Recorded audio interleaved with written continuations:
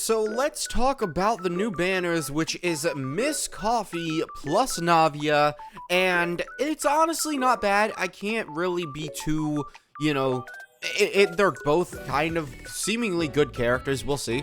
And the reason why I say seemingly is because Miss Coffee, she's gonna be good for Skirk, but who else? Because, I mean, let's be honest here, Risley's team, it's gonna stay Melt, and, Miss Coffee seems to want only Freeze character, only Hydro and Cryo characters, and we'll see how bad that restriction is. I imagine that's gonna be a make or break for her, and I don't think Risley or, Ganyu or, a lot of characters here are actually gonna want to deal with, her restrictions, because Mavwika's existence is just too good, especially for cryo characters who can apply their element and have Mavwika melt with their burst. It genuinely is sad to say, but like, Freeze, there's one character that she may buff. There's one, and that's it. And depending on how good your Mavwika is, we'll see. But, like, we're gonna have to see some pretty insane off-field damage numbers, I think is what she can do. I think she can do off-field damage. We're gonna have to see some pretty insane amount of damage there for her to actually be useful. Because if we look at a character like Emily, which I'm expecting her to basically be... I'm expecting her to be a fusion between Emily and Nilou, and then a little bit of, Red Shred, obviously. But, Emily, burn reaction, Miss Coffee, freeze reaction, she's sub DPS specifically for the freeze reaction. And then you got, Nilou's restrictions on top of that with the Hydro and Cryo, and obviously Nilou is Dendro. But, And then Navia, obviously, I think I can just flat out say she's really good, right? I mean, there was a whole situation, not thinking much of it. I was like, whatever, the thumbnail wasn't supposed to be taken seriously, but I put Navia and I think like C tier. I wasn't really being serious with the thumbnail. I think people really hung on to how Navia was technically being labeled as like a C tier character or something. I forget which one. Let me see. I think it was like how to tell what a good DPS is. Let's see. Yeah, what makes a DPS good? A good DPS? It's got Navia on the right, Zhongli on the left. It used to have Navia there, and it's F tier. I don't even have F tiers on my tier list, honestly. But it's just, people really did not like me calling Navia, F tier, even if the thumbnail really wasn't meant to be taken literally. They generally were very defensive of this character, and I mean, for good reason. She is very, very strong, right? I would not consider... She's probably still in the top 10 DPS. I don't necessarily know because I don't have Navia, but she's probably in the top 10 DPS, right? And, alright, so we've talked about first half. Let's talk about the second half with Kanich and Raiden. Kanich, he's proven to be very, very, very good with, Mavwika. I love him with Mavwika because Mavwika's super easy to just use on his team, and it's so good. It's genuinely so good. I do have his C1, but, I would prefer to have his weapon because I think that's like a 5% extra increase or something like that comparatively to his C1. But, yeah, overall, though, he's a good character. Raiden, though... Chat, we gotta have a discussion. Let's just have a discussion here. Raiden's not.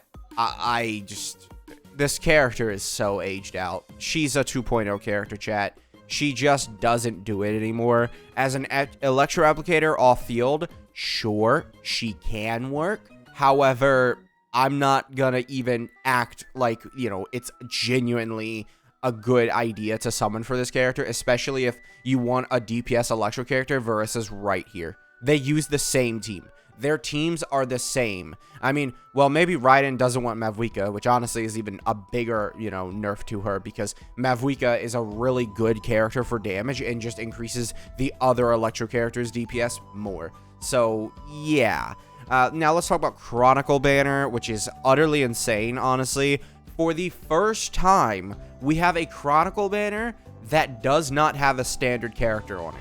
I can confidently just say, if you want a character on this banner, go ahead and summon, because if you lose 50-50, you are guaranteed a limited character, which is really, really fire, although the limited characters aren't that good, but it's still a limited character, which is very nice to have. Like, we still have, like, Kokomi may see a resurgence depending on how Miss Coffee, how good she is, but overall, I would imagine that we're going to see Ayaka. Let's just say Ayaka, right? I imagine we're going to see Ayaka, Miss Coffee, and then Fiorina, and then you're going to need a heal. Well, no, yeah, Miss Coffee is the healer. And then, you know, someone else like Shinha or something. I don't necessarily think that Kokomi is the character that's going to be on that team. It could end up being so, but she doesn't do any DPS. She doesn't really support that much. And Shinha's a little weird because we'll see how it functions and how, you know, Miss Coffee will work, but, you know, I just really don't see how Shinha's flat buff. I mean, it's just Res Shred from what we've seen so far. It's not really going to buff, you know, Shinha's flat buff, which isn't that good, and especially it's not that good for Ayaka, who does so many hits. But you do still have Kazuha on there. If this is if you're someone who doesn't have Kazuha, absolutely summon on this banner. This is Kazuha's best banner he has ever had. Genuinely, it is so good. I like this. All it takes is just to have only limited characters, and then suddenly the Chronicle banner becomes good. It's crazy, chat. So yeah, I would absolutely say if you want to get a character on this banner and you're like, you know, you just like the character in general, go for it, because this is, you could get a decent, like, you have Chiori, who's decent, you have, you know, Kazuha, who's decent. We'll see how good Ayaka is after Miss Coffee drops, but, ooh, Ayato could also be good, because it's is it Hydro and Cryo? I think it is Hydro and Cryo Res, so even Ayato may be better off on this. So, I mean, we could have potentially 1, 2, 3, 4, you know, just 4 out of the, you know, 1, 2, 3, 4. 4 out of the 8, you know, characters on this banner being pretty good, depending on how, you know, Miss Coffee works. And obviously, you'll have to get Miss Coffee for these characters. We'll see when it happens. Hopefully, you know, Miss Coffee will be very, very strong. I hope she is, because, I mean, it's just fun when we have a very, very strong character. The one thing I will say is what this is leading up to is Skirk, right? Skirk is 5.7, by the way. And then we've already seen the male character that we're hiding, and he's probably going to be a 4-star, considering all the characters on the left are 4 stars.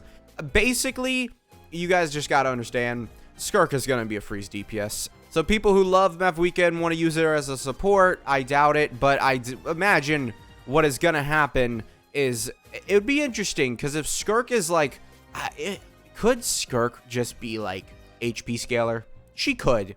Like, she genuinely could.